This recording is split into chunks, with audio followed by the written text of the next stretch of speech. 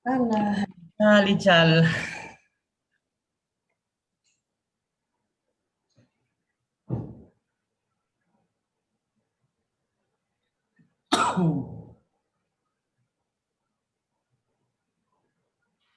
Bismillahirrahmanirrahim. Alhamdulillahirabbil alamin. Wassalatu wassalamu ala asyrafil anbiya'il mursalin wa ala alihi sahbihi ajmain. Waktu di sini adalah 12.23 dan Anda tuan-tuan dan puan-puan sahabat-sahabat sekalian kita berada di dalam sembang salam sepertiga malam. Oke. So sekarang ini kita live di Facebook personal saya dan juga akan di-tag sekali dengan Facebook sahabat saya Tuan Fahna. Apa kabar Nan? Assalamualaikum warahmatullahi wabarakatuh. Kita sapa dulu kita punya panel walaupun kita hari-hari jumpa. Oke. Waalaikumsalam warahmatullahi wabarakatuh. Ya, hari-hari jumpa secara visual. Hari-hari juga secara visual dan hari ini kami semangat untuk bawa lagi satu topik yang menarik. Oke, actually banyak cabaran. Oke, bila kami coba untuk live tadi, sebenarnya kami sudah berada di sini sebelum jam 12 lagi. Bayangkan tidak dapat connect dengan Zoom. Ini kita try lagi StreamYard, suara lagi berdouble. Kita reconnect, re-login lagi balik. Okay? Dan alhamdulillah sekarang ini kita dapat live dan rasanya semua orang boleh nampak. Okey, setakat ni kita ada 6 viewers. Hari ini Fahna sedikit segak daripada saya. Okey.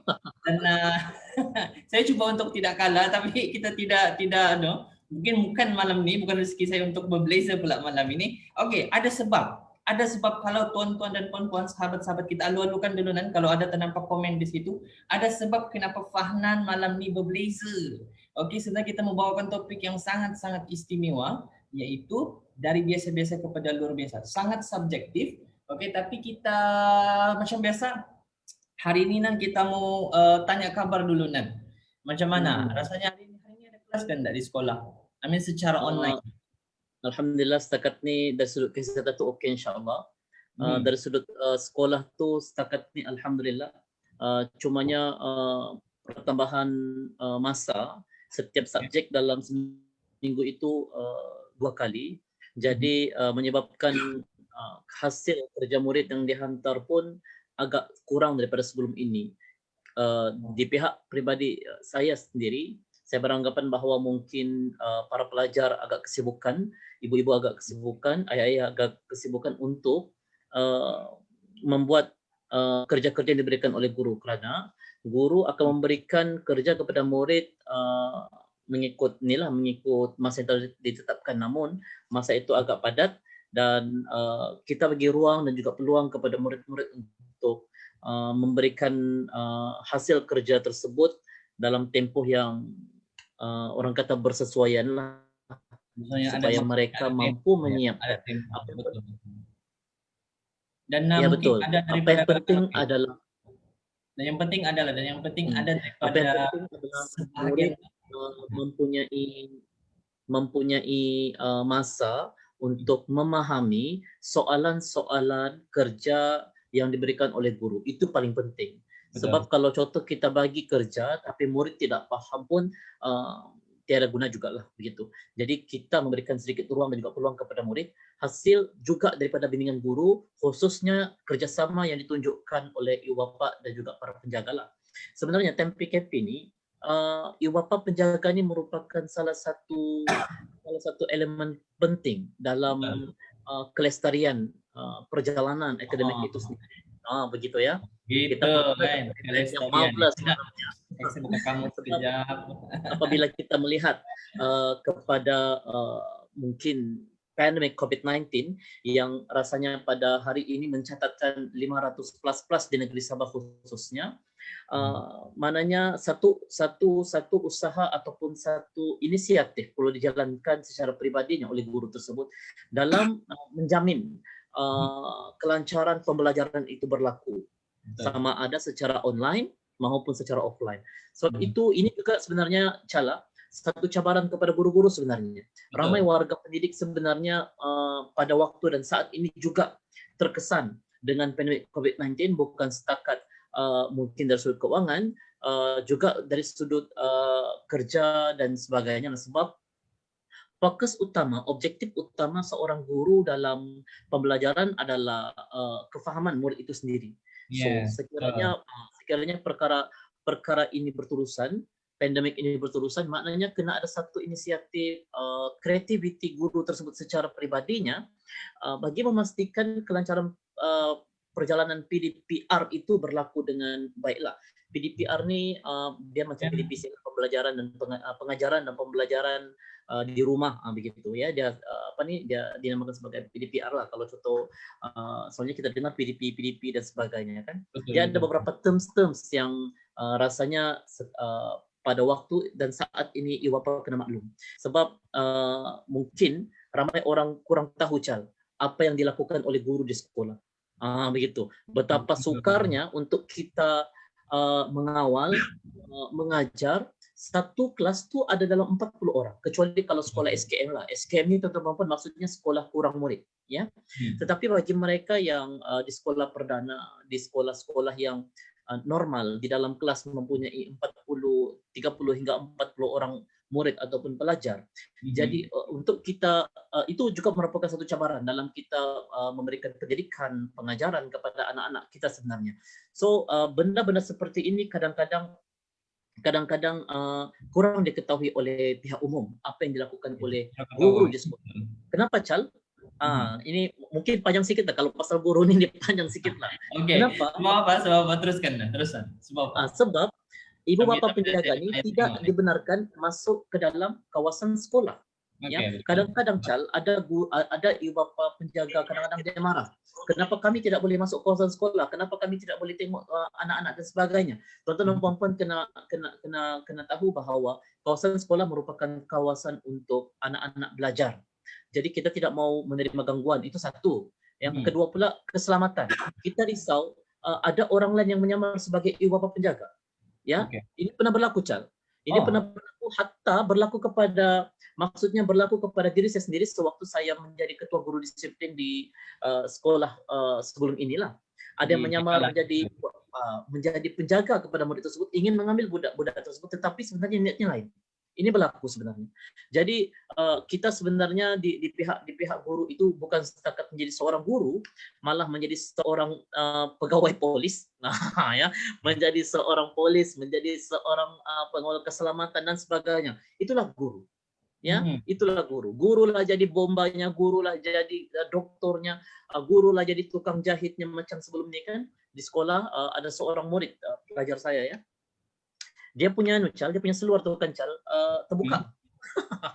Terbuka dia punya dia punya seluar tuh, maksud putus, butangnya tuh putus. Jadi budak nih dia datang ke sekolah, dia pegang seluar dia macam tuh. Dia pegang. Jadi kalau kita selaku manusia nih, kalau kita tengok kesian kan enggak kesian budak tuh. Kita sangat kesian. Jadi waktu itu saya tengok daripada jauh lah. Cuma saya bangga dengan rekan-rekan guru saya. Ada seorang rekan guru saya nih, dia lelaki ya. Dia panggil budak tersebut, dia suruh pergi ke satu tempat, kemudian dia suruh buka seluar, dia ambil benang dan jarum dia tolong jahit. Menyebabkan anak itu dapat pakai semua seluar tersebut lah. Dan apa yang menyedihkan di sini yang saya ingin kongsikan kepada tuan-tuan dan puan-puan adalah apabila kita melihat seluar tersebut, ada banyak kesan-kesan benang dan juga jahitan daripada di tempat butang tersebut. Maksudnya apa? Maknanya seluar itu sudah banyak kali putus dan putus butangnya, dan setiap kali putus di-repair dan sebagainya. Dan kita lihat juga bagaimana perjalanan hidup keuangan keluarga tersebut, dan itu juga merupakan satu cabaran kepada guru dan juga murid itu sendiri lah. Ini mungkin mukadimah lah kan mungkin mukadimah. Kalau boleh saya tambah sebelumnya kan, saya menganwarkan assalamualaikum dan juga selamat datang kepada para tetamu seimbang seketika mana. Ini adalah malam kesekian kalinya, saya lupa hitung, tapi ini adalah kesekian kalinya kami ke udara dalam sesi live, Facebook Live menggunakan aplikasi Zoom ni. Actually, mukadimah kami adalah menceritakan tentang perihal sekolah. Okay? Kalau ada yang baru menonton dan join kami, biasanya kami akan memukadimahkan ataupun memulakan kita punya diskusi ataupun kita punya perkongsian santai ini yang sangat casual ini dengan satu isu pendidikan. Sebab Fahnan, macam kita maklum, okay? Sebenarnya kita sangat beruntung sebab kita bawa package dalam kita punya sesi live ni.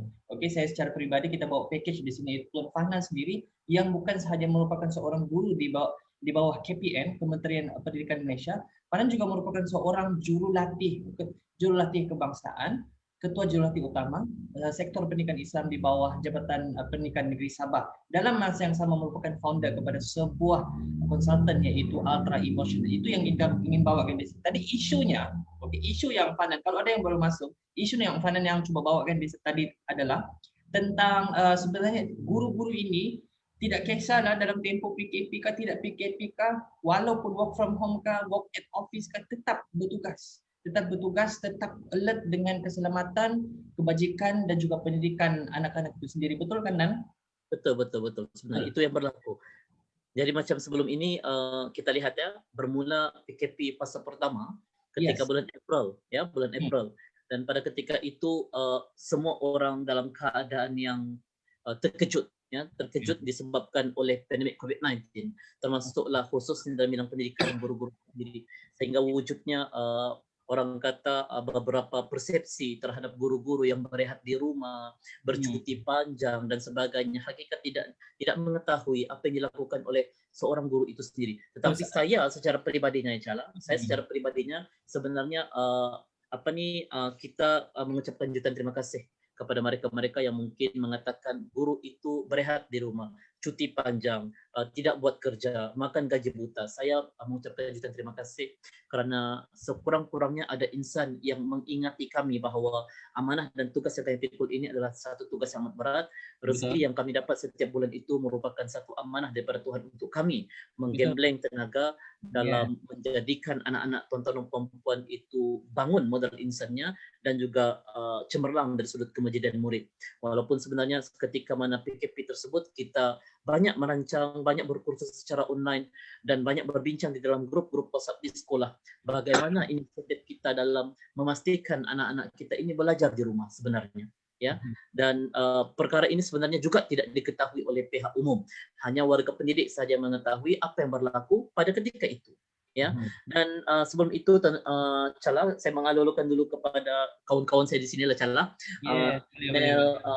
Puan Nel ya, Puan Nel. Assalamualaikum Cikgu. Waalaikumsalam Puan Nel. Dan Syekh, terima kasih banyak-banyak. So maksudnya tuan-tuan dan puan-puannya, bagi yang share tu kan bagi yang share tu maknanya kita mengucapkan juta terima kasih sebab ilmu ini kena dikongsikan kepada orang lain dan sekiranya kita dapat share, kita dapat berkongsi dengan orang lain, manfaatnya itu lebih luas. Kemudian selamat datang juga kepada Rosmawani, Majana, Basira dan beberapa orang-orang yang lain lah, insyaAllah ya. So di tempat ada juga kawan saya di sini, ada sambungan. Oke. Oke, saya juga ingin mengalu-alukan sahabat saya di sini. Oke, Tuan Amir Champion. Assalamualaikum, Tuan Amir. Oke, Saudari Aisyah Ishak. Assalamualaikum. Saya rasa Saudari Aisyah ini merupakan seorang teacher juga. Dia macam teacher Sheila. Tapi kita punya teacher Sheila belum datang. Dia pun, dia pun ongoing. Dia tengah datang. Dan ada ramai lagi lah yang saya sebab kita tidak dapat detect. Setakat ini, terima kasih kita ada 17 share dan juga beberapa komen. Okay, so kita rasa untuk lebih bersemangat untuk memberikan pengisian jawapan yang padat. Kalau ada persoalan daripada para penonton live kami pada malam ini, kami akan cuba berikan yang kali ini lebih padat, lebih tuntas dan juga sangat dekat dengan hati. Maksudnya jawapan itu sangat dekat dengan hati. Kita mulakan kita punya sesi ini dan dengan satu topik yang sangat menarik. Dia ada isu yaitu isu pendidikan di sekolah. Itu yang kami cuba bawa setiap hari dalam mukaddimah kami ataupun dalam perkongsian kami secara umumnya. Okey, tapi malam ni kita cuba bawakan topik yang setakat ini bagi saya ini yang agak istimewa berbanding yang sebelum. Yang sebelum ni dia lebih kepada memperbaiki dalaman, kerosakan hati, juga emosi. Kita lebih banyak berbincang soal hati beberapa malam sebelum ini. Tapi hari ini kita sudah melalui satu fasa untuk kita cerita tentang upgrade. Kan Man? Kita mau cerita tentang upgrade, kita mau cerita tentang macam mana menjadi yang lebih amazing, lebih powerful. Okay? Tajuk kita adalah daripada biasa-biasa kepada luar biasa. Tapi sebelum itu kita alu-alukan lagi dan ada yang baru datang lagi, Tuan Aki Ahing. Ini sahabat daripada Facebook Tuan Fanan ni. Setia juga bersama kita pada malam ni, alhamdulillah. Okey, kalau ada persoalan dalam tempoh kita orang tengah berhunga-hunga ni, okey, terus ajukan sebab kami akan sedia untuk terus jawab terus kan Nan? Betul. Itulah. Oke, so Nan, banyak bila kita sebut tentang ini kita sudah macam tengah on point, kita tengah masuk sekarang. Bila kita sebut daripada biasa-biasa kepada luar biasa, ini subjektif. Samalah. Setiap malam kita akan bawakan satu topik yang subjektif. Sampai orang cakap, alah menjadi luar biasa mesti soal pemikiran. Tidak juga, betul kan Nan? Adakah bila kita menjadi orang yang luar biasa ini kan hanya melibatkan tentang mindset itu saja, maksudnya luaran dan dalaman, betul kan Nan? Kalau perasaan malam ni kita punya panel kita kemas dan segak saja, ada message yang ingin disampaikan. Okey, ada message yang ingin disampaikan. Okey Nan, kalau boleh mu intro sedikit Nan. Kalau Fanan ulas, kalau tidak ada poin saya akan tambahkan lagi. Sementara kita menunggu orang menyoal. Okey, teruskan. Okey, baik. So sebenarnya tajuk ini agak menarik juga. Dan tajuk ini juga sebenarnya diberikan dan dicadangkan oleh Tuan Rizal sendiri, Cala, sebab selama ini kita banyak bercakap berkenaan dengan spiritual, lebih kepada soal-soal batin ya, soal-soal dalaman dan sebagainya. Masya Allah. Okey. Kita belajar. Kita belajar. Untuk maklumat dalam perempuan, saya pun orang kata tidaklah juga pandai bercakap bahasa Arab. Kita banyak juga belajarlah, cuma adalah beberapa ilmu natakallam fil lughat al-arabiyyah fi mumarasah al-yawm fi kulli waqt. Pepatah Arab cakap Nan, kalau sebelum Fanan ulas lagi kan topik tadi tu, bakat pepatah Arab qalilan saran jabalan. Maksudnya sedikit-sedikit lama-lama jadi bukit. Begitu ya. Lagi. Okey, teruskan. Jadi itu bukan setakat wakai chang huayi tansa ikenten, tapi kita juga boleh juga berbicara dalam bahasa-bahasa yang lain bagi menyantuni audiens kita yang berada di hadapan. So topik kita pada hari ini berkenaan dengan bagaimana untuk menjadi biasa kepada luar biasa. Saya ingin mengingatkan kepada tuan-tuan dan puan-puan ya, spiritual, dalaman dan sebagainya sangat berkait rapat dengan tindakan kita yang seterusnya. Dan apa yang saya ceritakan ini, apa yang saya ingin kongsikan di sini adalah juga merupakan topik-topik yang saya akan campurkan di antara dalaman dan juga luaran itu sendiri. Contoh, kenapa pada malam ini kita cuba untuk membawa satu konsep yang lain dari sudut pemakaian saya lah, selama ini biasa-biasa dan sebagainya. Sebab kita cuba untuk meletakkan diri kita itu kepada yang lebih luar biasa. Ya, cuma kita bayangkan kalau kita pergi ke satu majlis memakai hanya pakaian biasa, berbanding kita pergi ke satu majlis rasmi dengan memakai blazer dan sebagainya. Apa perasaan kita pada ketika itu? Kita masuk daripada pintu dewan, masuk ke dalam dewan pun kita rasa macam ketak kasut kita sudah bunyinya ketak, rasa bangga sedikit. Kita rasa macam wow, I'm a very formal person, gitu kan? Sebab kenapa? Pengaruh daripada luaran itu sendiri. Siapa yang mengizinkan pengaruh luaran itu sendiri? Kita sendiri yang memberi makna kepada perkara tersebut. Ya, itu yang saya ingin bagi tahu di sini adalah sebenarnya berkenaan dengan perasaan kita ya, dan juga tindakan kita, gembira, kecewa, sakit hati dan sebagainya, merupakan satu persepsi dan juga makna yang kita berikan kepada situasi tersebut, yang kita berikan kepada peristiwa tersebut. Sebab otak ini ialah mesin yang memberi makna kepada apa yang berlaku. Ya, otak kita ini merupakan satu mesin yang memberi makna kepada sesuatu. So depends on kita bagaimana untuk kita memberi makna kepada kehidupan kita. Kalau kita rasa bahwa kehidupan kita sekarang ini kita sudah rasa biasa, kita sudah rasa tidak mau lagi maju ke hadapan dan sebagainya, itu diri Anda untuk Anda menetapkan dan memberi makna kepada situasi kehidupan Anda. Tetapi ada di antara kita yang mahu memberi makna dan persepsi kepada kehidupan yang lebih baik. So bagaimana ingin melakukan kepada tersebut? Kepada tindakan. Setiap perkara-perkara yang berlaku itu depends on kita bagaimana untuk kita memberi persepsi ataupun makna dan seterusnya, bertindak di atas situasi yang berlaku itu, Chan. Saya ingin mencadangkan macam inilah, Chan. Saya ingin mencadangkan kepada kita semua kaedah untuk kita daripada biasa kepada luar biasa ni, kita cuba untuk apply satu projek dalam kehidupan. Ini saya namakan sebagai projek kehidupan. Gitu. Ya, baik. Saya rasa tuan-tuan dan puan-puan perlu buat ni. Maknanya projek kehidupan. Ya, kita boleh namakan sebagai projek kehidupan. Apa maksud projek kehidupan ni? Maknanya projek kehidupan ni kita jadikan diri kita ini as a item, as a product yang kita ingin keluarkan. Kita, tuan-tuan puan, as a founder, kita as a peniaga, kita sebagai seorang agent insurance, kita sebagai seorang peniaga restoran, pastinya kita mempunyai beberapa orang kata apa dia cakap, idea dalam mengembangkan creativity produk kita itu sendiri supaya semua orang suka. Contoh, setiap restoran dan kafe mempunyai menu yang sama. Kalau kafe A jual Milo Pink, di restoran B pun jual Milo Pink. Kalau Milo Pink ni di Sabah lah. Kalau Gano Milo Pink, gitu kali ya. Kecek latte, kawe tanya kecek latte, kawe kecek latte tu lalu. Dia bilang gitu. Oh, kerasa aku bercakap apa tu. Okey, baik. Itu sajalah tu kan. Baik. Maksudnya di sini bagaimana untuk kita mendefinisikan situasi yang berlaku itu adalah dengan melalui projek kehidupan. So kita jadikan diri kita ini sebagai satu projek kehidupan. Nak jadi orang bagus, analogi. Ya. Mahu jadi orang bagus, mahu jadi orang hebat, mahu jadi orang cemerlang, perlu kepada projek kehidupan. So the first thing is apa yang perlu kita buat adalah pertama pasca nilai. Apa dia pasca nilai? Okey, baik. Pasca nilai ini orang selalu cakap pasal postmortem. Kalau habis event, habis program, kita akan cakap postmortem dan postmortem. Kita akan cakap apakah kelebihan dan juga kekurangan yang berlaku dalam setiap perkara. Pasca nilai ini perlu kita buat dalam diri kita. Apa kelemahan diri kita? Kenapa pada waktu ini aku tidak mampu untuk jadi seperti dia yang buat banyak duit? Kenapa aku tidak mampu untuk jadi seperti orang itu untuk lebih pandai dan lebih berjaya? Mari kita senaraikan apa kekurangan yang ada dalam diri kita. Pertama, aku malas. Kedua, aku kurang happy. Ketiga, emosi tidak terkawal. Keempat, kuat sentap. Kelima, banyak masalah jiwa. Keenam, terlalu pendam masalah, tidak sharing dan sebagainya.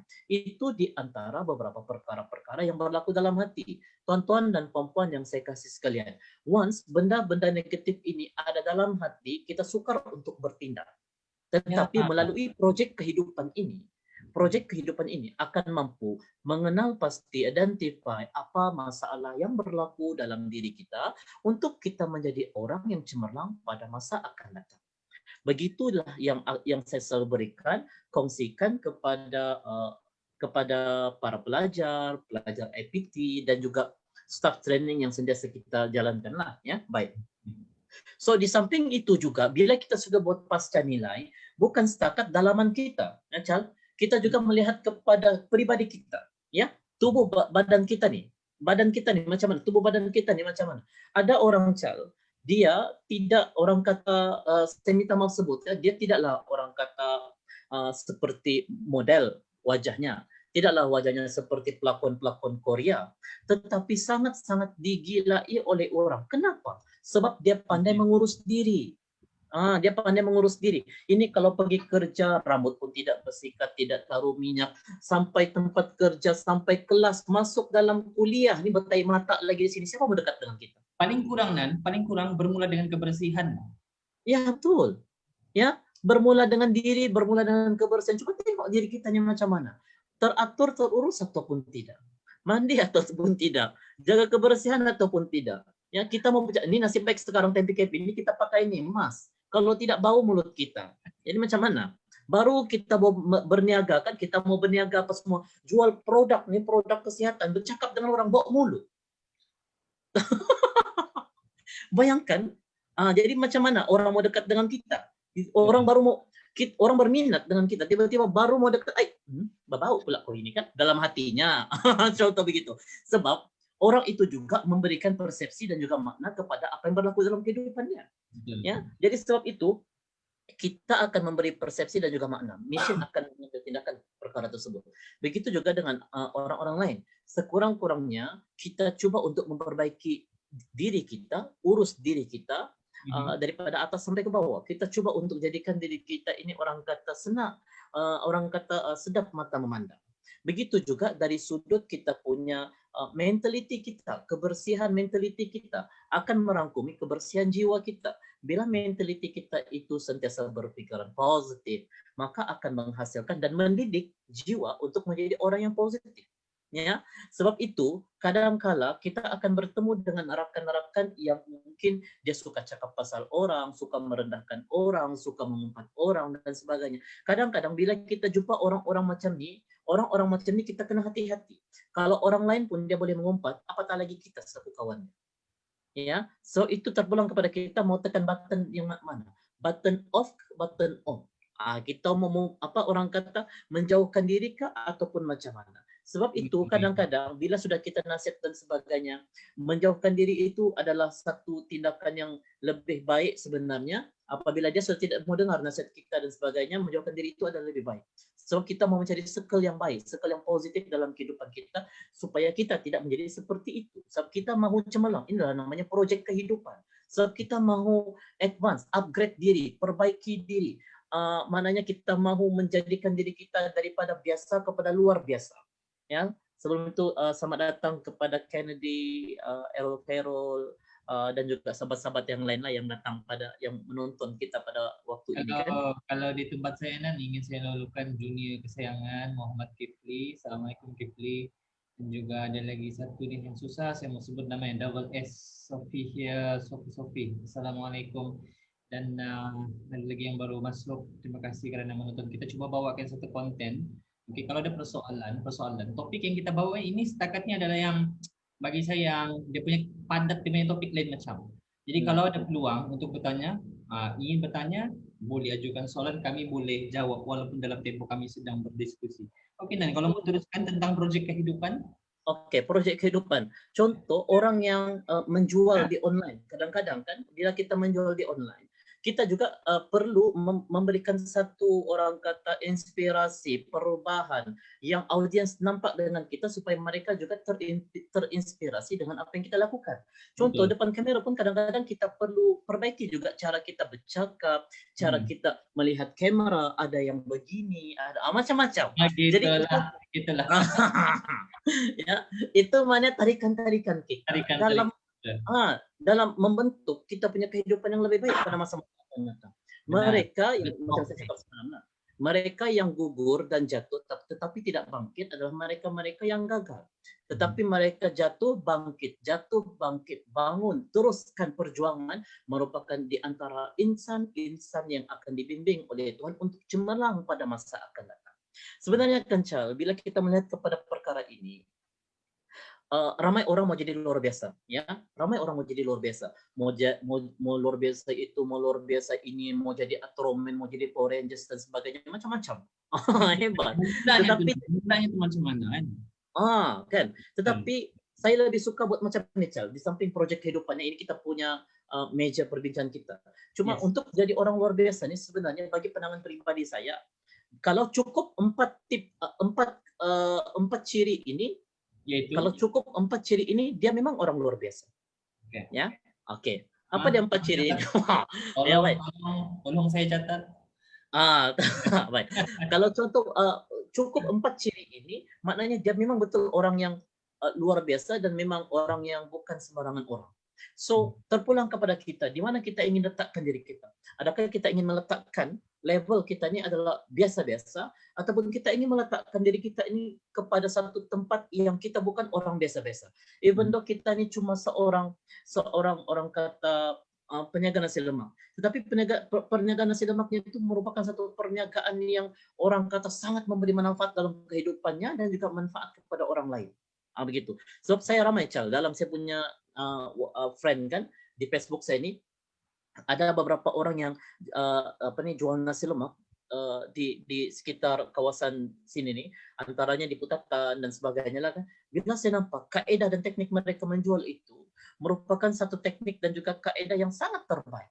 Sebab setiap hari mereka akan upgrade sesuatu. Gitu, itu yang saya nampak tuh. Itu maksudnya tindakan daripada biasa kepada luar biasa, melihat kepada kualiti nasi lemak itu sendiri. Contohnya begitulah. Tidak mustahil untuk kita menjadikan kualiti produk kita itu lebih baik dan sama rata dengan yang mungkin lebih advance kita sangkakan pada waktu ini. Kan contoh, ada kedai dia menjual Milo Ice berharga RM2. Ada restoran yang menjual Milo Ice berharga RM5. Ada satu tempat makan yang menjual Milo Ice harga RM10, tapi masih orang beli. Kenapa? So itu kita kena tahu, ini lain pula ceritanya lah kan. Maksudnya di sini saya membawa satu analogi, dia analogi how we want to upgrade ourselves untuk jadi seorang insan yang lebih cemerlang pada masa akan datang. Contohnya begitu kan.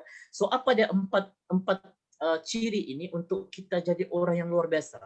Yang pertama dia tenang, yang kedua dia tawadhu, yang ketiga dia lemah lembut, yang keempat dia memudahkan urusan orang lain. Dia nampak macam it's very simple, tapi saya akan terangkan satu persatu. General kan, tapi sebenarnya pembawaan dia lebih penting. Nampak ya, dia membawakan dia membawa satu makna yang sangat penting dalam kehidupan kita. Pertama, bila kita tengok tenang, ya. Tips ciri yang pertama kita tengok tenang. Sukakah kita kalau kita berdepan dengan orang yang tenang? Ya, orang yang tenang. Kenapa? Orang yang tenang ini merupakan gambaran bagaimana hubungan dia dengan Tuhan. Sebab dia yakin, macam saya cakap sebelum ini, apa yang berlaku dalam kehidupan kita ini merupakan jadwal.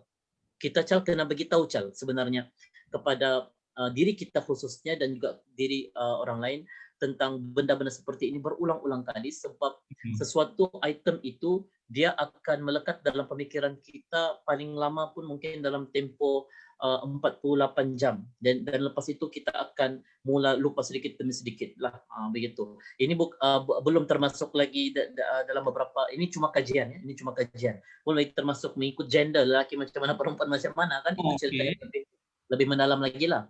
Cumanya ingin saya beritahu di sini adalah ketenangan itu boleh digambarkan bagaimana hubungan dia dengan Tuhan.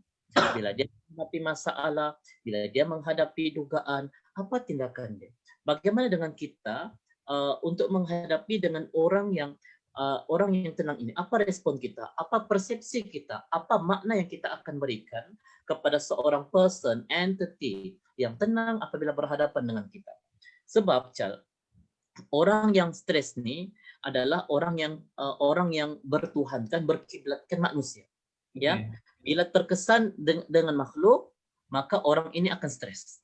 Ya, sebab kita lebih orang kata bertuhankan kepada makhluk, bertuhankan kepada pujian. Ya, kita mahu mendapat tapi tidak mahu memberi. Itu yang stres tu. Bila kita pikir pasal manusia, itu menyebabkan stres. Kita pikir pasal manusia, kita pikir pasal ini, itu dan sebagainya berkaitan dengan manusia, itu menyebabkan kita stres dan penat. Ya, kita akan jadi penat benda-benda macam tu.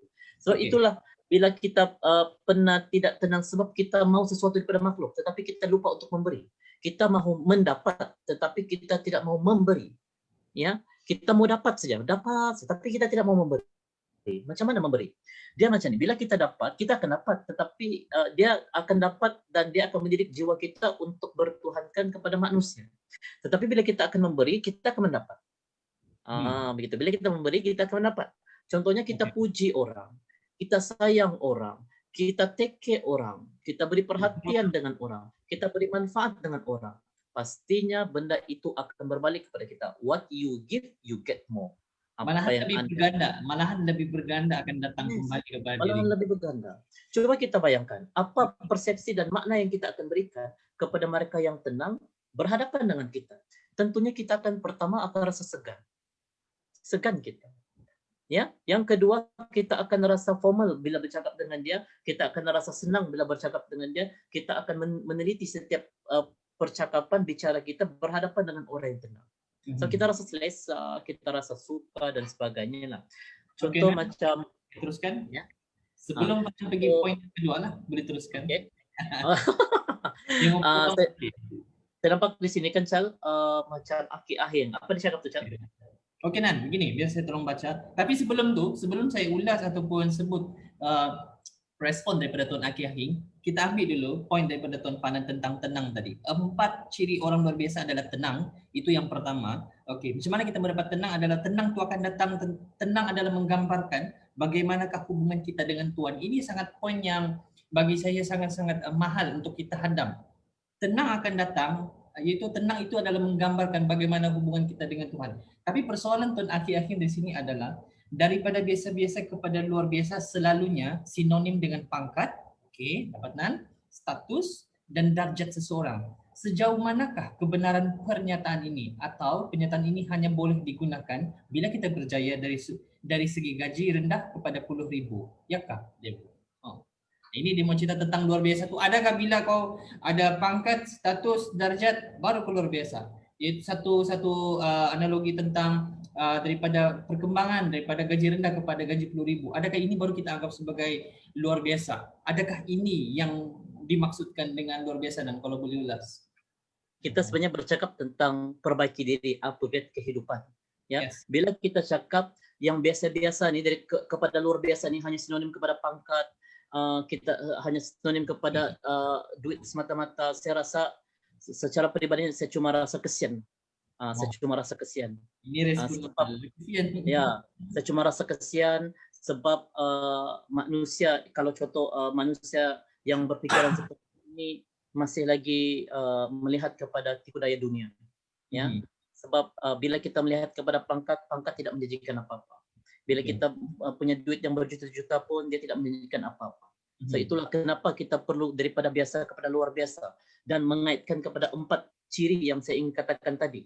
Ya, so orang yang tenang ini dia tidak kisah apapun berada di hadapan dia. Dia tidak kisah duit ada berapa juta pun, pangkat macam mana sekalipun, sebab dia percaya in the end nanti yang akan dinilai bukan kepada kejayaan di dunia, tetapi prestasi jiwa kita yang akan kita present kepada Tuhan satu masa nanti.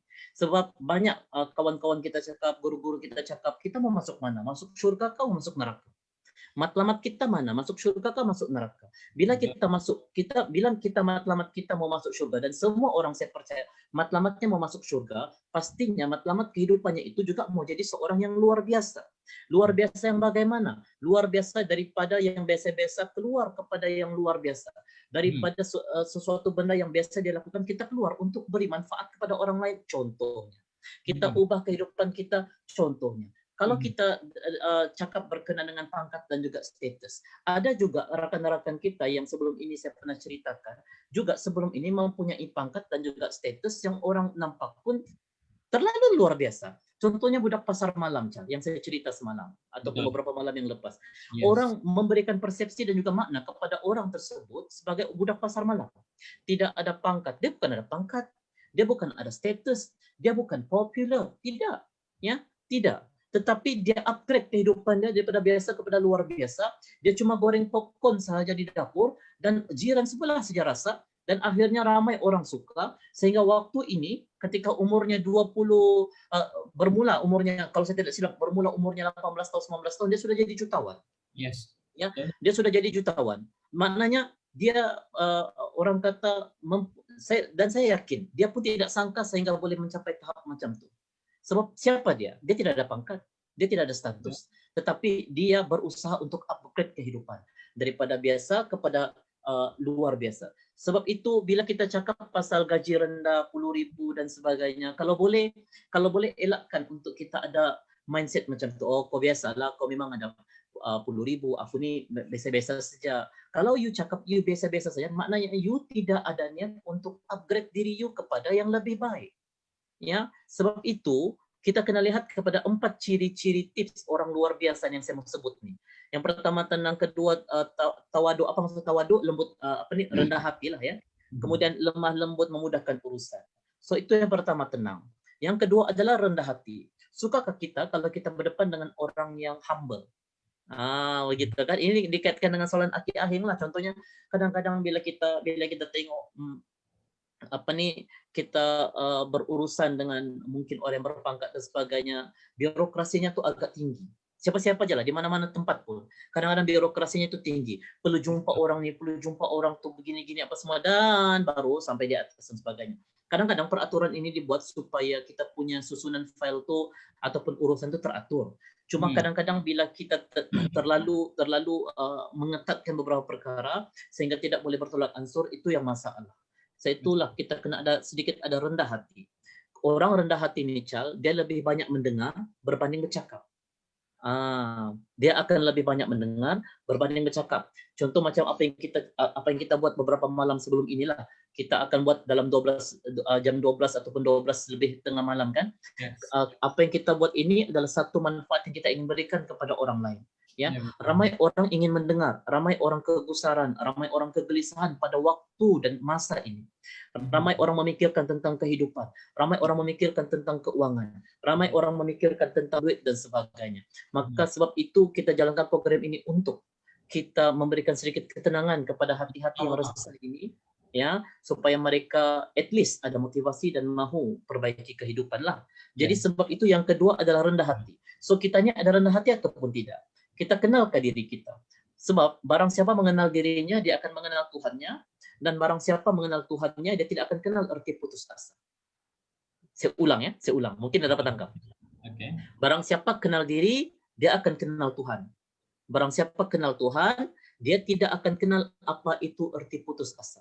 Kenapa bermula dengan diri? Kenapa perlu kenal diri? Sebab yang cipta kita ini siapa? Tuhan. Yang menyebabkan kita berada di dunia ini siapa? Tuhan. Yang menyediakan saluran-saluran rezeki, duit dan sebagainya siapa? Tuhan. Yang memberikan kita kekuatan dan kelebihan siapa? Tuhan.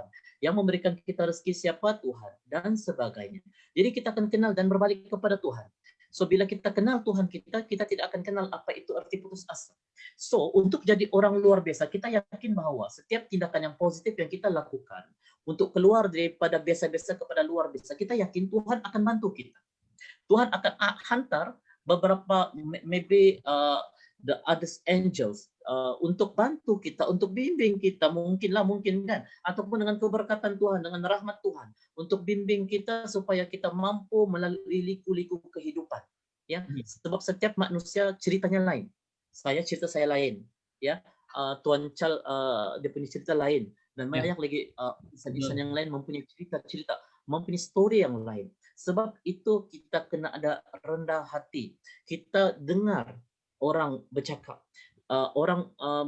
bercakap kita dengar. Tetapi kalau contoh kita bercakap selalu menyebut perkataan aku, itu masalah. Ya, bila kita terlalu menyebut perkataan aku, itu masalah. Aku begini, aku hebat, aku pandai bercakap, aku itu, aku. So bila kita menyatakan perkataan aku secara tidak langsung, kita akan mendidik jiwa kita untuk jadi orang yang ego. Sebab itu orang yang tawadhu, orang yang rendah hati ini di antara mereka-mereka yang sentiasa mendengar dengan tenang. Ya, dia akan dengar apa masalah orang, dia akan coba untuk selesaikan masalah orang dan sebagainya. So itu bila kita ada sifat ketenangan, bila kita ada sifat rendah hati dan sebagainya, kita tidak akan memandang orang kata kebahagiaan dunia itu sendiri, kerana kebahagiaan dunia itu hanya bersifat sementara. Kita perlu dunia, kita perlu juga untuk bekalan di sana. Kedua-duanya kita perlu.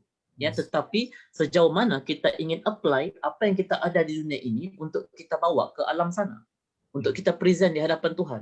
Sebab tujuan kita berada di dunia ini adalah untuk kita kumpul token, untuk kita kumpul pahala Chal, supaya kita mampu bawa benda-benda ni, kita mampu bawa token ni untuk kita present di depan Tuhan, yang mana kita ini telah buat baik.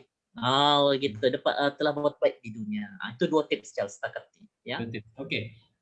Saya sangat suka, saya suka sangat bila Fanan respon dengan kenyataan dan juga persoalan daripada Tuan Aki Hahing tentang adakah pangkat, status dan derajat ini penentu kepada memperlihatkan daripada biasa kepada luar biasa, dan jawapan yang sangat clear daripada Ustaz Fanan di kesian kalau ada mindset macam ni. Okey, sebab apa? Saya ingin petik sebelum saya terlupa kan. Tadi Tuan Fanan sebut tentang sebenarnya bila kita ini kesinambungan lah yang saya cuba sambungkan. Sebenarnya Nan, bila kita membandingkan diri kita dengan orang lain, contohnya kau ni gaji puluh ribu, pendapatan puluh ribu, aku ni biasa-biasa saja. Seakan-akan kita tidak berapa senang dengan rezeki yang Allah berikan sedia ada dengan kita. Malahan sepatutnya kita ni menjadi hamba yang bersyukur, betul kan Nan? Kita bersyukur orang lain dapat begitu dengan usaha dan sebagainya, tetapi yang penting ditentang diri kita dulu Nan. Tentang diri kita macam mana kita ni, saya perlu bersyukur. Kita kena berhati-hati dalam apa yang kita tuturkan. Kita tidak boleh ada istilah saya bukan niat mengucapkan macam tu, tidak. Once kita tutur benda tu, kita rasa macam tidak puas hati dengan apa yang kita ada sekarang, artinya kita kurang berpuas hati dengan apa yang Allah berikan setakat ini. Padahal Allah akan lebih menyayangi dan juga mengangkat derajat mereka yang banyak bersyukur, dan Allah akan tambah nikmatnya. Itu janji Allah daripada Allah SWT kepada orang yang bersyukur ini tadi. Poin daripada Tuan Fanan, 4 ciri orang luar biasa. Yang pertama adalah tenang, best sangat dia punya ulasan. Yang kedua adalah rendah diri, ataupun dalam bahasa agama kita sebagai tawadhu. Okey Nan, sebelum tu saya ingin mengalu-alukan dulu, kalau sebelah saya ni kita ada Tuan Ahmad Azrin. Assalamualaikum. Saudari Nurul Wawa, Assalamualaikum. Ada juga Juni pun ada menonton. Yusuf bin Hadi, Assalamualaikum warahmatullahi wabarakatuh. Yusuf, lama tidak nampak. Okey Nan, kalau sebelum sementara persoalan keluar kan berkaitan dengan topik kita, Masya Allah, Syekhuna, Sahbina, ada juga sahabat kita dari sini.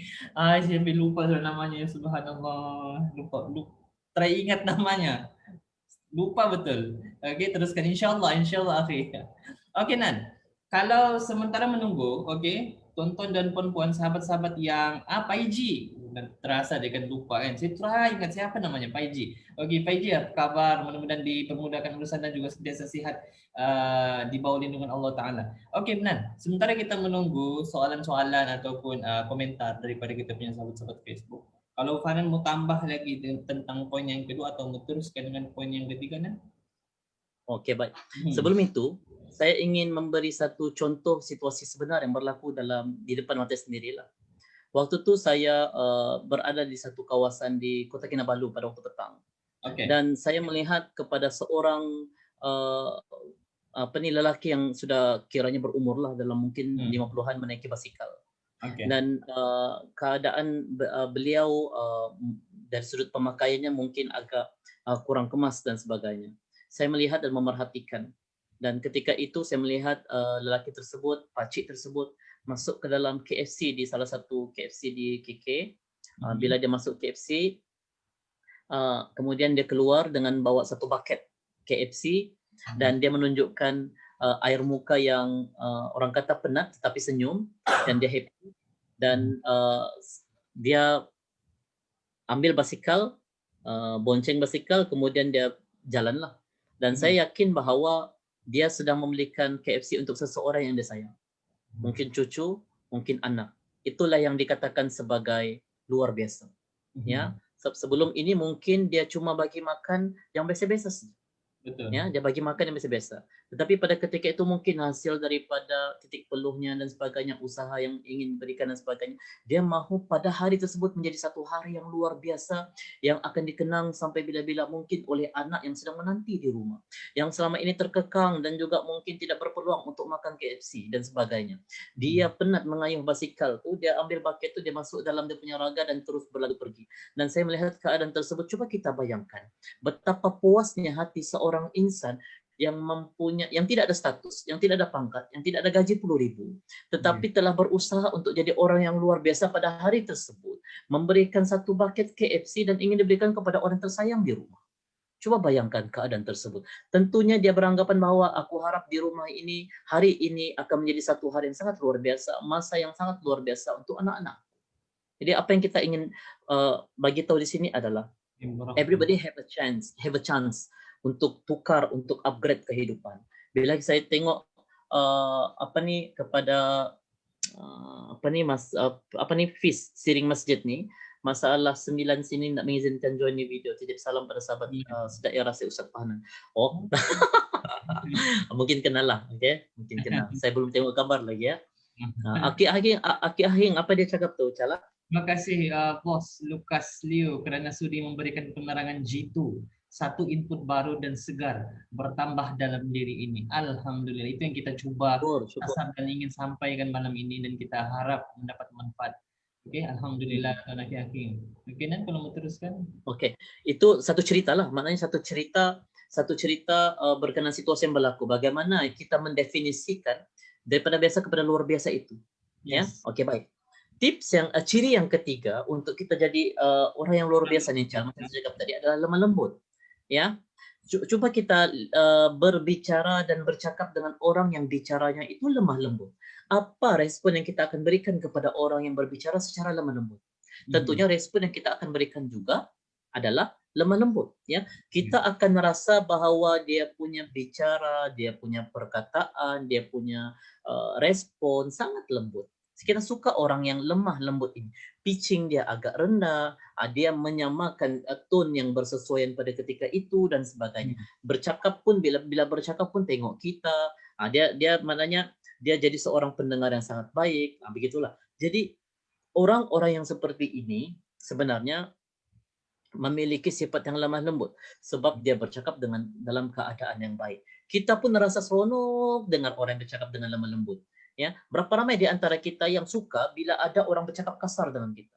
Berapa ramai di antara kita yang suka apabila ada satu keadaan orang bercakap tuh dia punya pitching, dia punya suara tuh terlalu tinggi. Jadi ramai orang tidak suka. Agak Ya, menyentak di situ. menempelak menempelak, meninggikan suara dan sebagainya. So orang yang lemah lembut ini di antara orang-orang yang luar biasa, Chang, sebenarnya. Dan yang keempat adalah memudahkan urusan orang lain. Ya, kita selaku manusia kita memudahkan urusan orang lain. Ya, bila kita memudahkan urusan orang lain, pastinya pada masa akan datang orang lain juga akan mempermudahkan urusan kita. Sebab itu kita jangan tertipu dengan kebahagiaan dunia yang bersifat sementara, kelebihan dunia yang bersifat sementara. Sebab ini semua sementara. Ya, saya ada beberapa sahabat-sahabat saya yang sebelum ini mempunyai kepakaran dalam bidang-bidang tertentu, tetapi Tuhan tarik sedikit nikmat itu menjadi seorang insan yang kurang sehat dan sebagainya, dan ada dalam kalangan mereka yang telah orang kata ditarik nyawanya dan sebagainya. Jadi ini merupakan satu tempat yang temporary, bersifat sementara, yang mana kita bukan seorang insan yang akan hidup selama-lamanya. Pasti kita akan mati suatu masa nanti, kita akan ditarik kelebihan kita. Contoh macam diri saya sendiri. Satu masa nanti Tuhan akan tarik kelebihan yang ada pada diri saya. Kelebihan kesehatan, kelebihan mata dan sebagainya. Itu merupakan satu pinjaman yang bersifat sementara. Mata nih, bila kita tengok mata nih, coba kita dalam tempo 5 menit saja, kita tutup mata dan kita coba berjalan. Ya, kita tutup mata, kita coba berjalan dalam bilik kita. Jangan di luar, dalam bilik kita. Pastinya kita akan terkapai-kapai. 5 menit itu lama. Ya, orang yang pejam mata nih 5 menit itu lama. Bila kita buka mata baru betapa nikmatnya kita nampak tempat-tempat yang kita boleh lalu, kita tidak boleh lalu. Itu baru mata. Belum lagi benda-benda yang lain. Hidung, Tuhan jadikan hidung, ya, Cal. Hidung Tuhan jadikan nih, Cal. Dalam dia nih ada saluran pernapasan sampai ke paru-paru, betul atau tidak? Ya, itu merupakan mission yang Tuhan buat. Mission yang Tuhan buat. Ya, Tuhan punya mission, teknologi Tuhan yang kita tidak boleh pertikai. Bagaimana Tuhan menyediakan saluran tersebut? Once Tuhan tarik nikmat tersebut, manusia coba untuk menggantikan benda tersebut dengan satu mission yang sangat sakit bila masuk daripada hidung masuk ke dalam paru-paru, daripada mulut masuk ke dalam paru-paru, sangat sakit, Chan. Ya, dan mission itu sangat besar, besar dan sebagainya, dan mungkin ianya satu benda yang hanya orang perubatan saja mengetahuinya. Betapa teknologi itu tidak mampu untuk disamakan dengan teknologi yang Tuhan sediakan.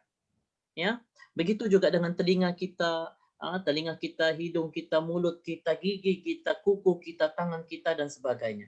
So itulah bila kita mempunyai sifat lemah lembut, orang akan minat dengan kita, orang akan suka kita, orang akan sayang kita. Bila kita mempermudahkan urusan orang lain, orang akan sayang dengan kita, dan kita bukan orang yang biasa-biasa. Tetapi kita adalah orang yang luar biasa. So mudah ataupun tidak untuk jadi orang luar biasa. Ya, mudah apabila kita apply 4 benda ini. Tenang, tawaduk, lemah lembut, memudahkan urusan orang lain. Kita sudah jadi orang luar biasa. Kita sudah jadi orang luar biasa. So dengan keempat-empat ini baru kita akan relatekan dengan projek kehidupan untuk kita upgrade kita punya diri ini ke arah yang lebih baik, ke arah orang kata untuk menjadikan diri kita ini manusia, dan juga Tuhan akan pandang kita tinggi. Ya, kita bukannya ingin mengharapkan kepada manusia semata-mata, tetapi yang paling penting kita mendapatkan pandangan daripada Tuhan. Once kita dapat pandangan daripada Tuhan, bila Tuhan pandang kita, Tuhan puji kita, manusia akan puji kita. Ya, itu merupakan di antara kesan implikasi bila kita rapat hubungan kita dengan Tuhan. Jadi sebab itu contohnya lah kan, Cal, projek kehidupan ini yang macam saya cakap tadi, memberikan satu persepsi dan juga makna. Siapa yang memberikan persepsi tersebut? Kita. Yang menjalankan tugas tersebut siapa? Otak kita nih, merupakan mission yang akan memberi makna. Contoh kita tengah drive, Chal. Kita tengah drive, ada orang overtake kita. ada orang overtake kita. Apa persepsi dan makna kepada orang yang overtake kereta kita? Kalau contoh kita berpikiran negatif, persepsi yang kita berikan itu negatif, pasti kita cakap kurang ajar, kenapa kau potong, tidak sabar, gini-gini bagai apa semua. Tapi berlaku juga dengan saya, Charles, sebenarnya. Tapi mungkin Charles, ada dalam kalangan orang yang mungkin tidak sakit perut, mau cari tandas, mungkin ada yang berlaku dan sebagainya. Cuma kadang-kadang as a human, kadang-kadang kita susah untuk mendatangkan benda-benda yang positif ini dalam diri, dalam keadaan yang seperti itulah. Namun kita berusaha untuk mencapai kata-kata elemen-elemen positif, vibe positif kepada diri kita. Begitu Sal. Begitu kan. Oke. Satu kalau ikut saya rasa macam banyak lagi kita boleh ulas daripada 4 poin ini, dan saya yakin Tuan Fanan ada poin lagi. Tapi sebelum itu kita respon dahulu kenyataan dan juga persoalan daripada Aki Hakim lagi. Okey, saya masih ada pertanyaan. Bagaimana kalau sikap rendah diri seseorang itu telah memakan dirinya sendiri? Okey, dapat poin. Bagaimana kalau sikap rendah diri seseorang itu memakan dirinya sendiri? Ia pernah terjadi kepada seseorang hingga dia hancur berkecai. Bagaimana atau apakah ketua untuk mengimbangkan sikap humble ini agar kita tidak sewenang-wenangnya dibuli oleh orang sekeliling? Sorry kalau soalan ini tiada kaitan. Soalan ini totally ada kaitan Tuan Akhiri. Kalau Panan boleh ulas nanti. Bagus respon. Okay. Macam saya cakap semalam lah Chal, kan? Macam saya cakap semalam. Sebenarnya sikap humble itu merupakan sifat yang mulia. Ya. Dan kalau boleh konsistenkan, kekalkan dalam diri. Dan sekiranya kalau kita merasakan bahawa kehadiran orang dalam diri kita ini, menghancurkan diri kita disebabkan oleh sikap humble kita, rendah diri kita dan sebagainya, itu adalah persepsi dan juga makna yang kita berikan kepada peristiwa tersebut. Betul. Itu saya cakap, otak ini merupakan mesin bagaimana ingin memberikan persepsi ataupun makna kepada peristiwa yang berlaku. Semalam juga saya ada sebut, setiap insan yang hadir dalam kehidupan kita ini merupakan satu pembelajaran dan juga kelas tambahan kehidupan daripada Tuhan kepada kita supaya kita lebih kenal apa itu arti kehidupan. Secara analoginya, kita melalui satu jalan. Kita lalu satu jalan, kita terjatuh di satu lubang. Esok kita lalu jalan yang sama. Mahukah kita jatuh sekali lagi di lubang tersebut? Tentunya kita akan mengelak, betul atau tidak. Jadi itulah yang dinamakan sebagai upgrade kehidupan. Ya, upgrade kehidupan. Kita humble tetapi kita belajar sesuatu daripada masa silam. Ya. Insan yang hadir dalam kehidupan kita ini merupakan guru yang mengajar kita erti kehidupan. Musuh yang bercakap pasal kita, mengumpat kita, menganiaya kita, menjatuhkan kita dan sebagainya, merupakan cermin dan juga merupakan guru dalam kita mengajar, dalam kita mengenal erti kehidupan. Betul. Kalau bayangkan sekiranya insan-insan ini tidak hadir dalam kehidupan kita, kita tahukah bagaimana untuk handle masalah ini pada masa akan datang? Yes. Kita tahukah bagaimana ingin membezakan di antara orang yang mengambil kesempatan dan tidak mengambil kesempatan? So itu kita bila kita kecewa dan tidak kecewa adalah satu persepsi ataupun makna yang diberikan oleh diri kita terhadap suatu isu yang berlaku. Kita coba gunakan, kalau boleh saya bagi cadangan kan? Saya bagi cadangan berdasarkan kepada topik kita pada hari ini, kita buat projek kehidupan. Gitu ya Tuan Aki Ahinga. Kita buat projek kehidupan. Yes, projek kehidupan. Kita buat pasca nilai. Kita buat koreksi diri. Kita buat muhasabah diri. Kita buat postmortem diri. Untuk kita mengenal pasti di mana kelemahan kita. Ya, bila kita sudah kenal pasti di mana kelemahan kita, baru kita coba untuk upgrade semula apa yang ada dalam diri kita. Humble, rendah diri merupakan satu sifat yang sangat-sangat mulia Tuan Aki Ahing sebenarnya. Dan juga para penonton. Itu merupakan satu benda yang sangat mulia dalam diri kita. Bukan semua orang ada sifat rendah hati. Ya, bukan semua orang. Bila you rasa you ada sifat rendah hati, maksudnya you bukan orang sembarangan. You adalah orang yang sangat luar biasa dan Anda patut bangga dengan perkara tersebut. Cuma apa yang perlu kita lakukan adalah belajar melalui kesilapan yang telah kita lakukan mungkin sebelum ini. Ya, kita terlalu memberi ruang, terlalu orang kata mempercayai dan terlalu orang kata memberikan sepenuh 100% keuangan kita, masa kita dan sebagainya kepada mereka kita percayai, dan akhirnya menyebabkan kita ini pun jatuh. Bukanlah maksud saya kita perlu meletakkan buruk sangka, tidak. Sekurang-kurangnya kita ada kewaspadaan dalam diri kita untuk menjaga diri kita supaya kita lebih cemerlang pada masa-masa akan datang. So, Tuan Aki, kita coba untuk buat satu projek kehidupan. Bagaimana untuk kita upgrade diri kita supaya kita tidak dibuli oleh orang sekeliling. So, caranya adalah kita, macam saya cakap tadi lah, kita buat postmortem diri kita supaya kita tidak dibuli lagi. Kita tahu ciri-ciri pembuli sepanjang kehidupan kita, kita tahu ciri-ciri pembuli ini macam mana sebab kita telah melaluinya. Ya, contoh A sudah tahu dengan sifat rendah dirinya itu, dia telah tahu orang-orang yang membulinya ini adalah sikap-sikapnya ini dan ini. Mustahil dia tidak belajar daripada kesilapan ataupun mungkin peristiwa dalam berlaku. Pastinya dia mampu menyenaraikan ciri-ciri pembuli, ciri-ciri orang mengambil kesempatan. So kita tahu benda tersebut. Jadi maknanya kita ambil dan kita coba senaraikan benda tersebut. Dan kita coba upgrade dan berhati-hati dalam berteman dan mencari kawan. Ya. Jadi bila kita amalkan benda ini, tenang, rendah hati, lemah lembut, memudahkan urusan orang lain, merupakan ciri-ciri orang yang sangat-sangat luar biasa. Hasil kehidupan akan menyebabkan kehidupan kita diperbaiki secara beransur-ansur daripada semasa ke semasa. Empat nilai yang Tuan Fahanan sebutkan tadi itu adalah empat elemen yang perlu ada, yang dicadangkan, oleh Tuan Fahanan, perlu ada di dalam diri kita untuk menjadi orang yang luar biasa. Sangat-sangat menarik topik pada malam ini. Tapi saya tidak yakin kalau sebenarnya Fahanan sudah plan mengurai benda ini selepas ini. Tapi saya tanya dulu soalan. Sementara yang lain belum ada soalan, saya ajukan dulu lah. Kalau kan ikutkan hati, banyak lagi soalan saya daripada penonton sebenarnya. Tapi saya mau bawa dulu. Saya lagi banyak persoalan. Kalau kamu nampak saya diam, itu kan nanti banyak tuh macam mau tanya. Tapi kita bagi dulu penghormatan dan juga keutamaan kepada yang menonton untuk bertanya, tidak ada masalah. Saya ada satu soalan. Orang biasa kepada luar biasa. Saya yakin salah satu tanda orang-orang yang luar biasa ini adalah apabila dia hebat dalam handle masalah. Handle masalah. Kalau saya boleh kecilkan lagi skop dia, handle masalah di tempat kerja. Mempunyai kemampuan ataupun personality handle masalah di tempat kerja, contohnya berhadapan dengan orang-orang yang contohlah kan kita balik-balik sebut benda ini negatif, bermasalah. Itu adalah salah satu tanda kita ni orang luar biasa. Itu saya yakin benda tu. Kalau Fahanan boleh huraikan cara yang terbaik untuk kita berdepan dengan masalah, sebab bila ada masalah datang, dia perlukan satu kekuatan yang sebenarnya luar biasa juga untuk kita handle dengan cara yang baik, tanpa gelabah, tanpa orang bilang dalam bahasa lainnya macam gelabah, meroyan begitu kan. Kalau boleh ulas benda ni dalam skop Fahanan sendiri.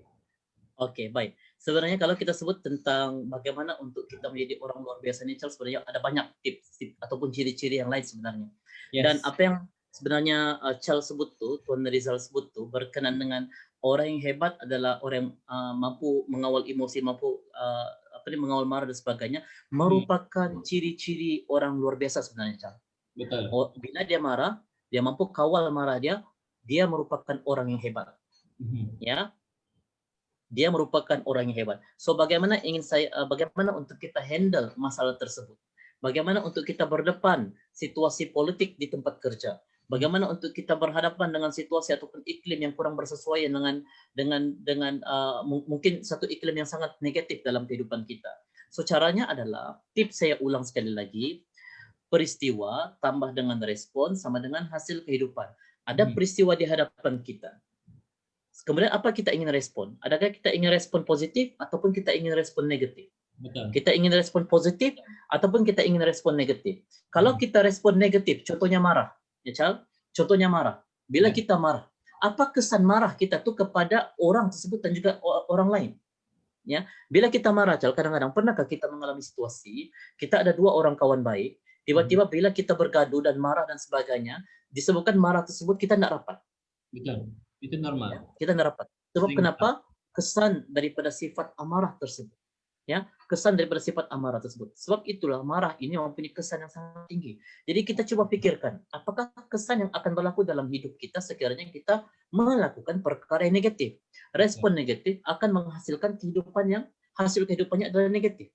Betul. Ibaratnya seolah-olah macam mulut kan, Cal, lidah. Lidah Mhm. manusia ini sangat berbisa, Cal.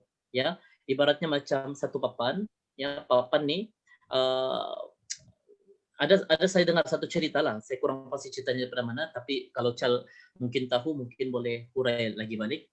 Ada Oke. seorang ayah, ya, seorang ayah yang mengajar anaknya tentang erti kehidupan, Oke. tentang amarah, ya, tentang marah, ya. Mhm. Jadi dia cakap setiap hari dia cakap ambil tukul, ambil paku pada tiang tersebut. Jadi anak ini buat dan sebagainya, buat dan sebagainya. Lepas buat, banyak sudah paku di tiang tersebut, bapa dia minta anak dia ini untuk cabut semula paku tersebut. Kemudian anak ini cabut paku tersebut. Kemudian bapa dia tanya, apa kesan terhadap tiang kayu tersebut? Bilang anaknya banyak lubang-lubang. Mhm. Lubang-lubang boleh kita perbaiki ataupun tidak? Dia cakap tidak dapatlah sebab sudah berlubang kan, macam mana kita mau tampal lah pada ketika itu, ya. Macam mana kita mau tampal lubang waktu itu, ya. Jadi begitulah juga analoginya dengan sifat amarah ini. Bila kita marah, ianya akan terkesan di hati seseorang dan orang pasti akan ingat peristiwa tersebut sampai bila-bila. Ya, sifat manusia ini kadang-kadang dia susah untuk melupakan. Nah, itu sifat manusia.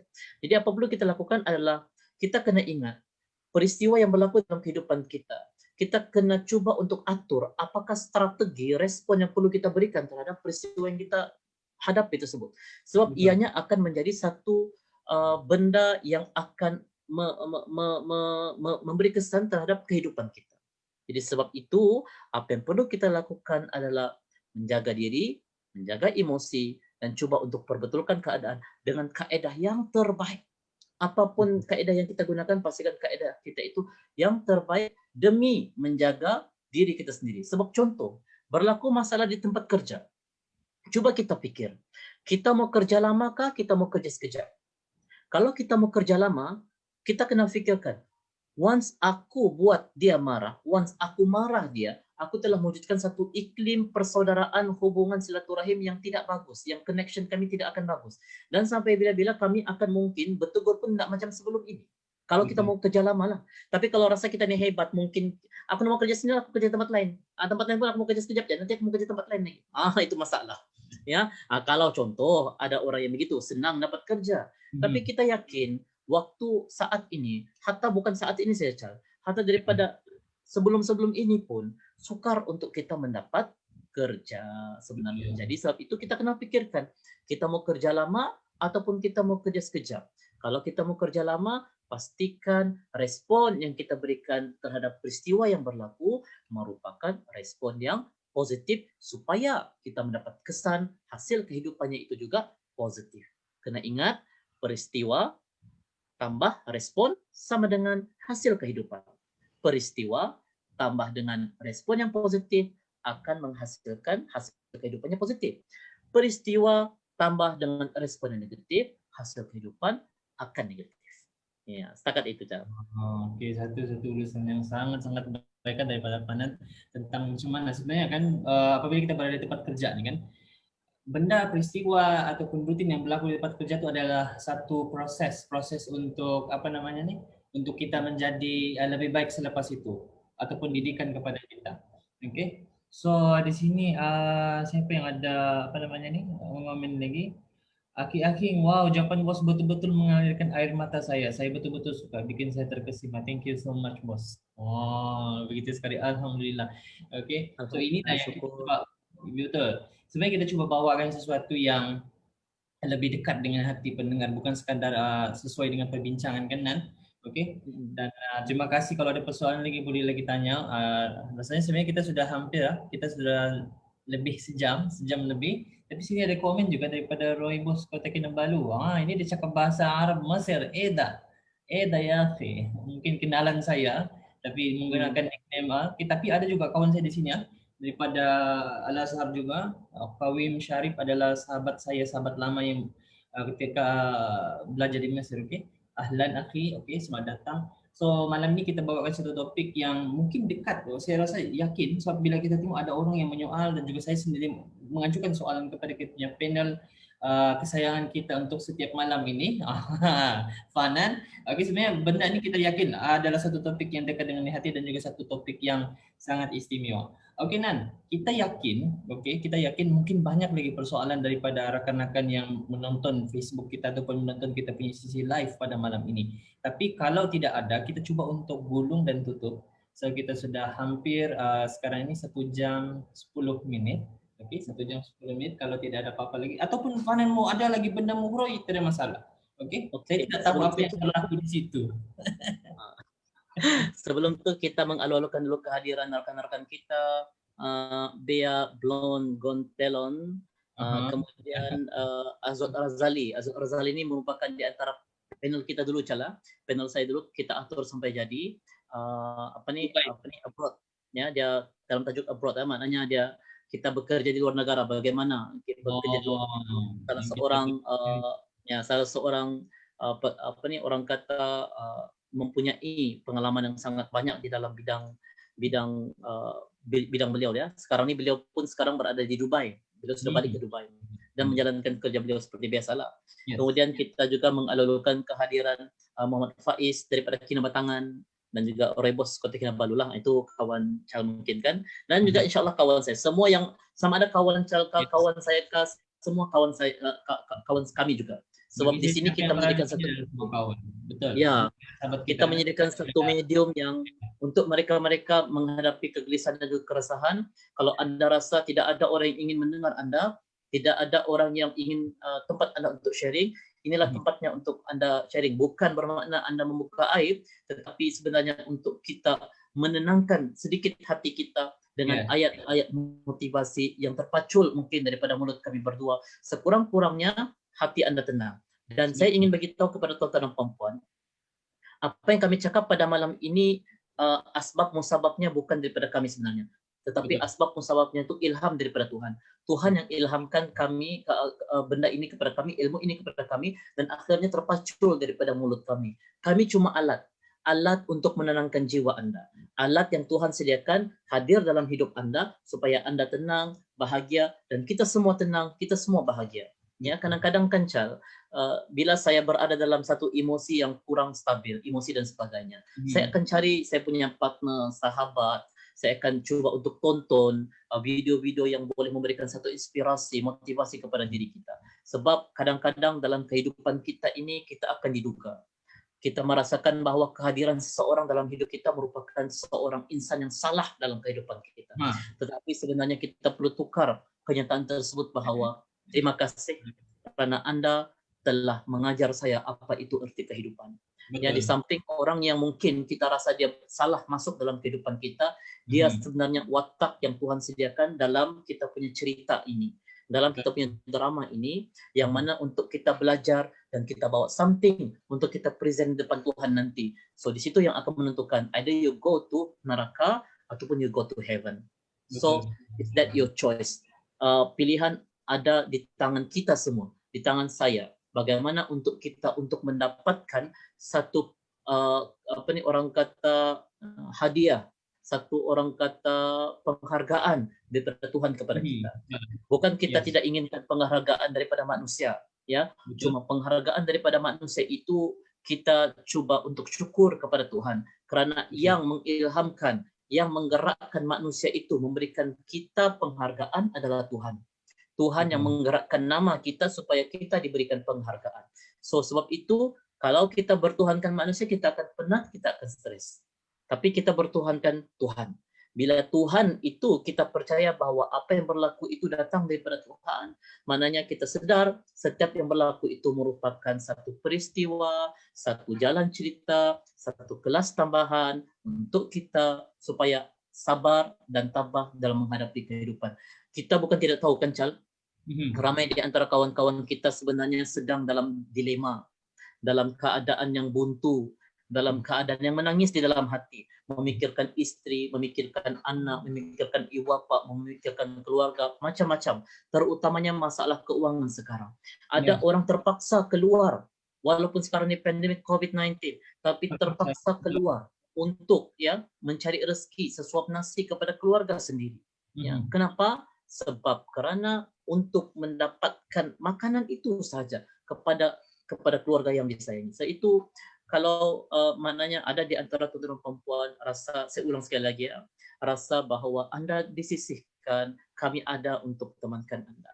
Kalau Anda rasa bahwa Anda tidak ada tempat untuk sharing, kongsi masalah, inilah tempatnya untuk Anda sharing, tempat untuk Anda minta pandangan, dan kami akan cuba menjawab setakat yang termampu. Sebab ilmu yang saya ada ini juga terhad. Tetapi insya Allah kami akan cuba sedaya upaya untuk membantu Anda dalam masa-masa yang kritikal ketika ini. Betul, insya Allah. Sebab kita yakin Nana, semua daripada kita perlukan satu motivasi ataupun semangat untuk kita boleh teruskan di kehidupan pada keesokan harinya. Dan kita pikir kadang-kadang ada daripada mereka juga tidak dapat tidur sebab tiada semangat. Masalah lebih banyak membelenggu berbanding dengan semangat, tiada motivasi. Dan kita harapkan semoga sedikit sebanyak apa yang kita cuba bawakan setiap hari ini, pada sekitar jam 12 lebih macam itu setiap hari dalam sembang sepertiga malam adalah mereka yang mendapat manfaat itu yang kita usahakan, selain daripada perkongsian ilmu daripada kami berdua sendiri. Guru kami pernah berkata bahawa seburuk-buruk manusia seburuk-buruk manusia adalah mereka yang ada ilmu, ada pengetahuan tetapi tidak menyebarkan kepada orang lain.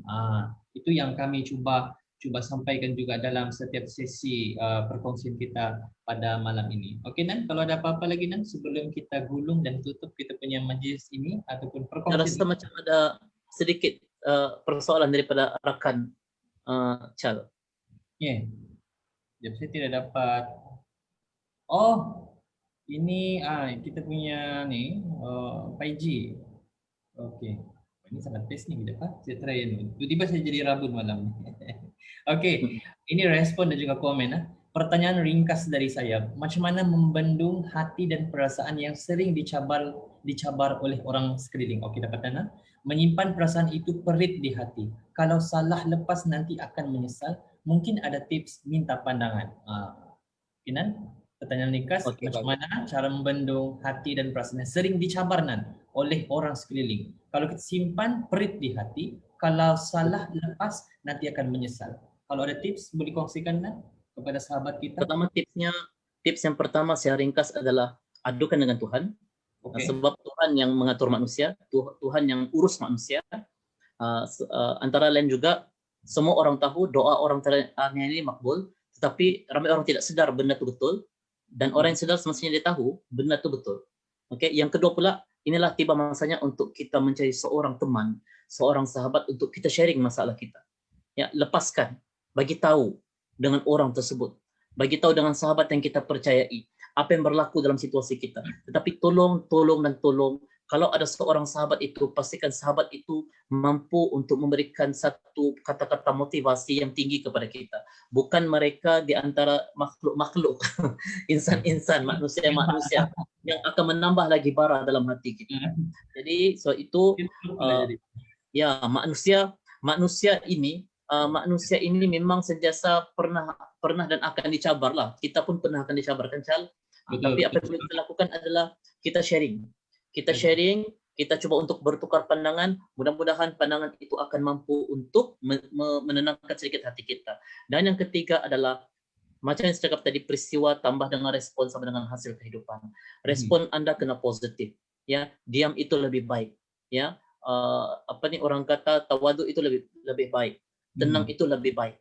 Jadi adalah lebih bagus untuk kita menyelesaikan perkara tersebut dalam keadaan yang tenang. Sudah pasti ianya akan memberi kesan kepada mereka yang mungkin mencabar dan tidak suka kepada kita. Kita kena ingat, bila kita sebut pasal musuh tidak akan puas hati selagi mana dia tidak nampak kita down, dia tidak nampak kita nangis, dia tidak nampak kita marah, dan dia tidak nampak kita betul-betul rasa tertekan. Musuh akan sangat-sangat puas hati apabila melihat kejatuhan manusia itu sendiri. Tetapi mereka akan mereka akan rasa tercabar, mereka akan rasa lebih tercabar apabila melihat kita lebih bagus daripada semalam. Semakin dicabar, kita semakin bangkit. Semakin dicabar, kita semakin bangkit. Inilah benda yang akan menyakitkan hati musuh-musuh kita. Jadi sebab itu, kalau mereka mencabar kita dari sudut itu, kita pula mencabar dari sudut yang baik. Kita kekal terus buat baik. Bangkitkan diri Anda. Cemerlangkan diri Anda. Buktikan kepada Anda bahwa apa yang mereka cabar itu, apa yang mereka katakan itu merupakan satu perkara sia-sia. Dan nyatakan dalam hati, aku bukan orang yang biasa-biasa. Aku adalah orang yang luar biasa yang akan mampu membanggakan keluarga aku dan diri aku sendiri. Insya Allah. Itu tips yang sangat ringkas untuk persoalan daripada saudara kita Pak Iji. Oke, actually Nan, apa yang saya dapat simpulkan jawapan Fahnan kepada persoalan Pak Iji tadi adalah um, pertama adalah adukan kepada Allah Subhanahu wa taala. Adukan kepada Tuhan masalah kita dalam solat, dalam doa. Itu yang pertama. Sebab Fahnan sebut tadi doa orang yang dianiaya ini makbulnya adalah lebih makbul. Itulah yang saya boleh katakan. Ini poin yang kedua yang saya suka. Sebab apa? Kalau saya boleh terus terang lagi dengan penonton, Kalau saya boleh terus terang dengan penonton, saya punya tahap nih, mindset saya kadang-kadang banyak beza dengan Fanan. Ini yang saya boleh kongsikan. Setiap kali Fanan mengeluarkan jawaban, mesti kurang sama ataupun kurang tepat dengan hati saya. Sebab kalau macam Fanan ini jenis yang dia tenang. Itu yang saya kenal dengan Tuan Fanan. Dia tenang. Kalau saya dengar pun bila kami rapat, banyak ceritanya backside, cerita-cerita lama dia yang saya rasakan, saya kata macam powernya orang ni. Kalau saya berada di tempat dia, mungkin saya akan kecundang, gelisah. Bukan saya minta-minta, tetapi itu adalah kekurangan daripada diri saya sendiri. Kalaulah saya berada di tempat Tuan Paiji, mungkin saya akan terus terang dengan orang tu something. Biasalah kan saya jenis yang memang direct to the point punya orang. Saya fikir benda tu kita kena hadap lagi. Tapi jawapan daripada Tuan Fanan adalah pertama adukan kepada Allah Ta'ala. Walaupun benda tu kita akan hadap selalu kan. Kita akan hadap selalu. Kita try untuk ignore dahulu. Betul kan? Itu yang saya petik daripada Fanan. Dan cuba untuk terus buat baik. Terus buat baik. Insya Allah satu masa orang itu akan luntur ataupun ke belakang juga akhirnya. Semuanya dengan izin Allah Subhanahu wa taala. Sebab macam yang Fadan sebut tadi, adukan kepada Allah, sebenarnya ini datang daripada Allah Taala untuk menguji lagi kita punya kekuatan diri itu. Allah hadirkan orang ini bersebab, menguji lagi kita punya bagaimana kita handle orang-orang macam ni. Tapi once kita pilih, untuk terus istiqamah, jalan kepada Allah. Sebab saya pegang satu benda dan saya pernah kongsikan dengan Fanan. Orang yang dizalimi ini hatinya memang sakit. Tapi percayalah, apabila orang yang dizalimi ini satu masa dia mulai redha, Allah akan ambil alih hati kita dan Allah akan ambil alih 100% masalah kita itu. Bayangkan, Allah berikan ujian kepada kita, ujian yang berat. Kita dizalimi. Perasaan kita dizalimi, kehidupan kita dizalimi. Malahan yang paling teruk adalah kerjaya kita dizalimi. Tapi percayalah, once kita sabar, apabila kita redha dengan benda itu, dan kita tahu benda itu akan berlaku, tetapi kita sudah pandai redha dan rela, pasrah, sebab apa? Sebab kita serahkan kepada Allah, percayalah, ketika itu Allah akan mengambil alih 100% dan orang itu akan menerima yang setimpalnya. Itu yang saya boleh ulaskan di sini. So Nan, satu rasanya penggulungan yang sangat baik daripada satu persoalan yang sangat cantik untuk kita punya komen pada malam ini. Maksudnya untuk kita punya sesi pada malam ini tentang biasa-biasa kepada luar biasa. Sebelum kita mengakhiri kita punya live ini, kita ingin mengucapkan terima kasih kepada semua yang menonton dan yang share dan like kita punya komen, dan of course kepada semua yang memberikan persoalan. Terima kasih. Kalau kita boleh sebut semula Tuan Akhing, Paiji, Roy Bos Kota Kinabalu, and then Zuzan Nurul Huda, sahabat kita yang sentiasa setia menyokong kita punya sesi sembang sepertiga malam ini. Sebelum saya menutup, Panan ada mau cakap sesuatu? Nampak situ pis sering masjid. Jazakumullah khairan katsira, pun sikau miagal na po, pun sikau itaw gigina. So insyaallah tuan-tuan dan puan-puan sahabat Facebook sekalian, terima kasih. Kami mohon maaf atas segala kekurangan, terutama daripada saya sendirilah selaku moderator kepada kita punya sembang seperti pada ini. Pada malam ini, dan terima kasih banyak-banyak juga kepada Fanan sebab sudi mengulas sesuatu yang sebenarnya berdasarkan pengalaman Fanan sebagai seorang yang juga luar biasa di mata saya sendiri. Sepanjang saya berkenal ataupun kenal dengan Fanan, bukan sekadar kalau saya mau sebut, bukan luar biasa disebabkan beliau merupakan seorang ketua jurulatih utama, jurulatih kebangsaan ataupun sebagai seorang guru di Bukit Tinggi. Tapi lebih daripada itu, yang bagi saya luar biasa adalah cara Fun handle emosi dan cara Fun dan bermotivasi, itu yang paling penting. Oke, last comment daripada Ustaz Nurul. Oke, ya betul, terus tegar dalam kebaikan, ya, kata Allah, kebaikan dibalas dengan kebaikan.